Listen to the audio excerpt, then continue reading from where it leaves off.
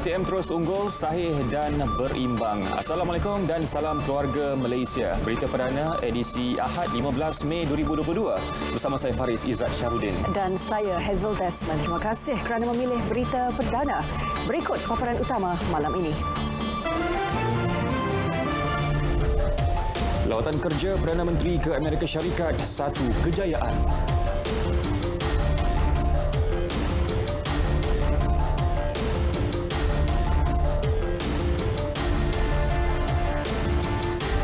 UMNO setuju pindah perlembagaan.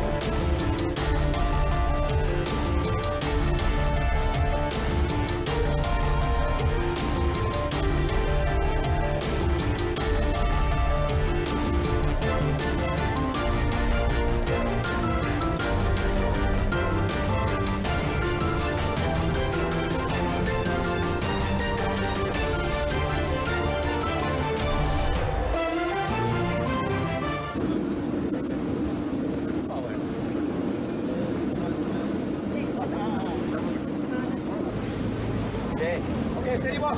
Jadi, jumpa Biden bos.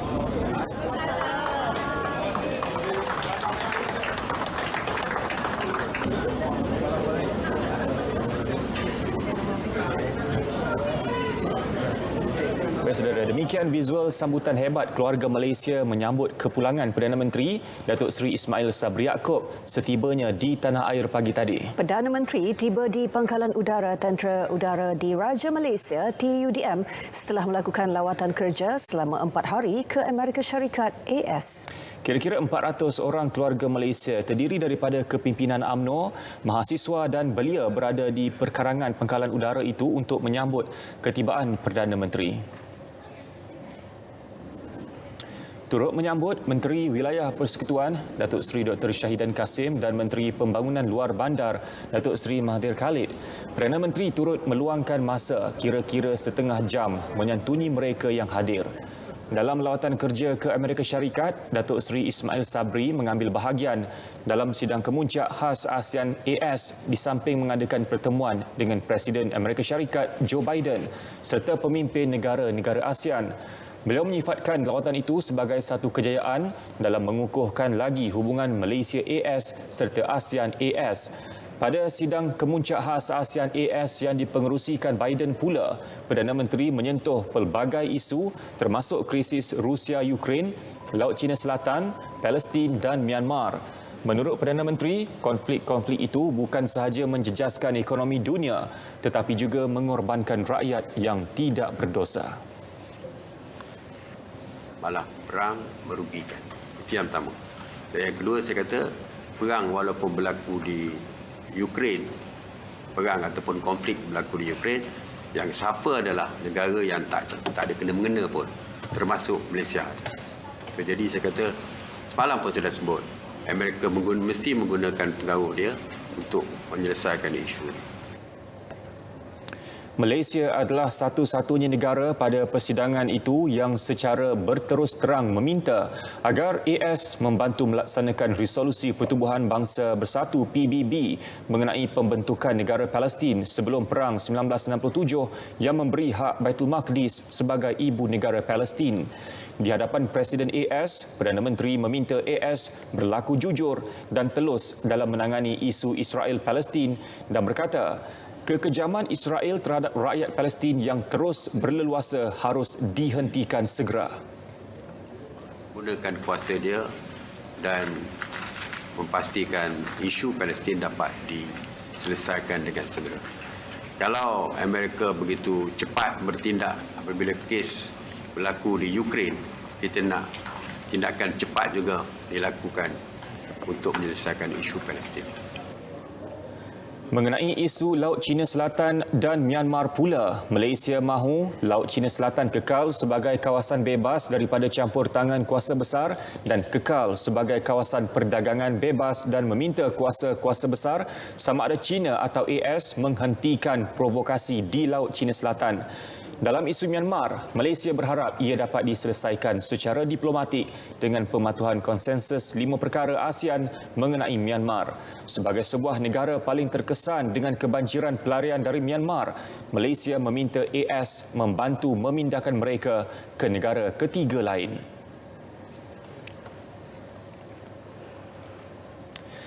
Ketegasan Perdana Menteri Datuk Seri Ismail Sabri Yaakob dalam menyuarakan pendirian Malaysia mengenai isu Palestin di hadapan Presiden Amerika Syarikat Joe Biden mendapat perhatian rakyat Palestin. Ketua Pegawai Eksekutif Aman Palestin Gaza, Omar Siam berkata, rakyat negara itu yakin bahawa sokongan yang diberikan Malaysia untuk sekian lama akan diteruskan sehingga mereka bebas daripada kekejaman rejim Zionis. Beliau turut menzahirkan penghargaan kepada Datuk Seri Ismail Sabri kerana meletakkan isu Palestin sebagai salah satu keutamaan Malaysia pada sidang kemuncak khas Amerika Syarikat ASEAN yang baru berakhir di Washington.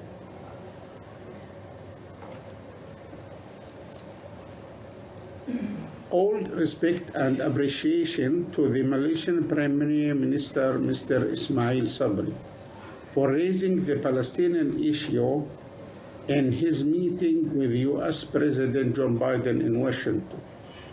This official support for the Palestinian cause is not new. Malaysia and its government always stand by the Palestinian people at all political and social levels. Aman Palestin ialah sebuah pertubuhan bukan kerajaan yang mula beroperasi pada akhir 2004 sebagai inisiatif untuk membantu dan menyalurkan sumbangan serta menjaga kebajikan dan hak kemanusiaan rakyat Palestin. Pada sidang kemuncak khas Amerika Syarikat ASEAN, Malaysia menjadi satu-satunya negara yang menekankan Amerika perlu jujur dalam menyelesaikan isu Palestin.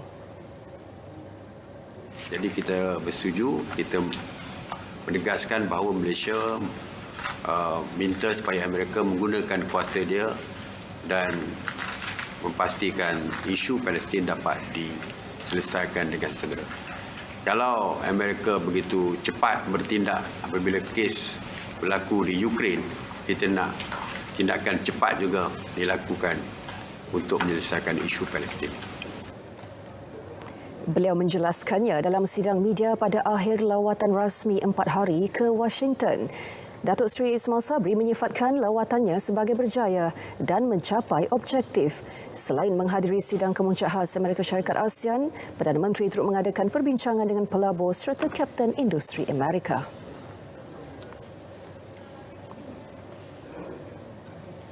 Dalam pada itu, kredibiliti dan ketokohan Datuk Seri Ismail Sabri Yaakob cukup terseralah di pentas sidang kemuncak khas ASEAN Amerika Syarikat apabila beliau berani menyuarakan pendirian Malaysia mengenai isu Palestin di hadapan Presiden Joe Biden. Fellow Kanan Akademi Penyelidikan Strategik Nusantara NASR Azmi Hassan menyifatkan hasrat keluarga Malaysia perjuangkan isu keamanan dalam perkara itu berjaya dibawa untuk perhatian Washington.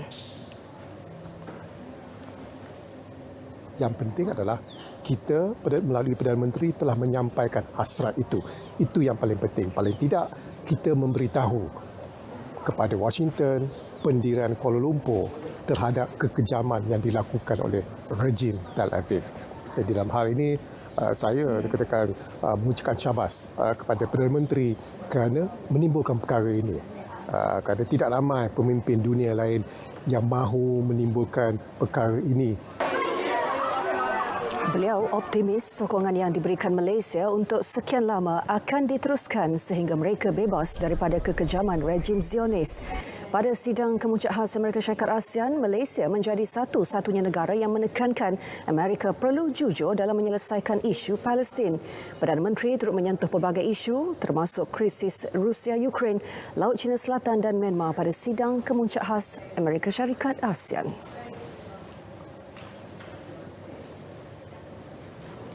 Sementara itu, penganalisis politik dan media sosial UiTM, Profesor Madya Dr. Sarah Chinasamy turut menggambarkan perkara itu menunjukkan komitmen Malaysia untuk meletakkan isu Palestin sebagai salah satu keutamaan pada sidang kemuncak khas Amerika Syarikat ASEAN.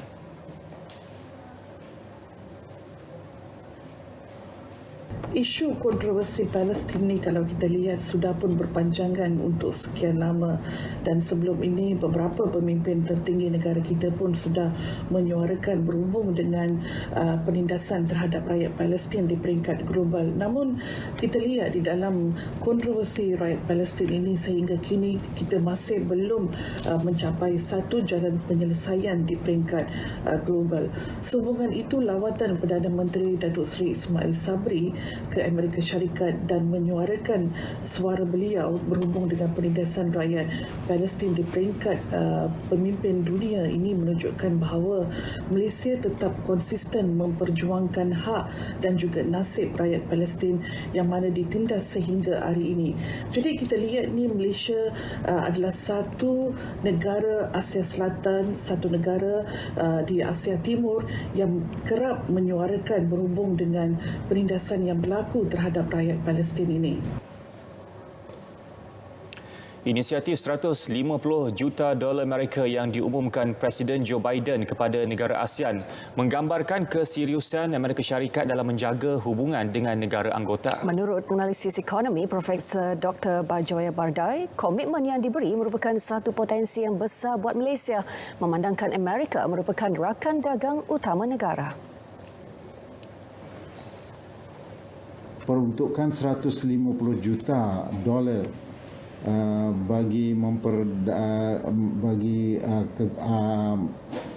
aspek-aspek maritime dan perhubungan kerajaan yang diumumkan merupakan satu tanda betapa seriusnya Amerika di dalam hubungan dengan negara-negara ASEAN. Walaupun jumlah ini dilihat kecil, tetapi dari segi semangatnya dia merupakan satu tanda dan dia disokong oleh janji untuk menambah lagi jumlah sumbangan dan pelaburan bukan sahaja di pihak kerajaan tetapi daripada syarikat-syarikat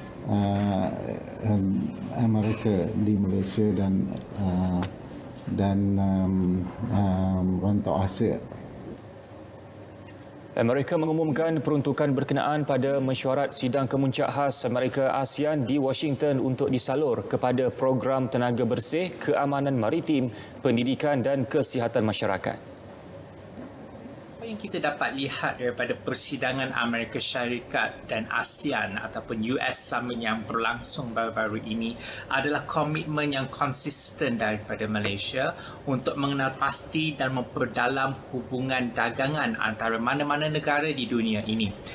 Di peringkat Malaysia, kita tidak memilih bulu ataupun tidak memilih mana-mana negara yang menjadi pilihan kita, tetapi mana-mana kuasa ekonomi yang mampu untuk menyumbang kepada pertumbuhan ekspor dan import negara, maka menjadi satu kepentingan negara ataupun national interest untuk kita memperbaharui dan menguatkan hubungan dagangan bilateral dengan negara ini, termasuklah dengan Amerika Syarikat.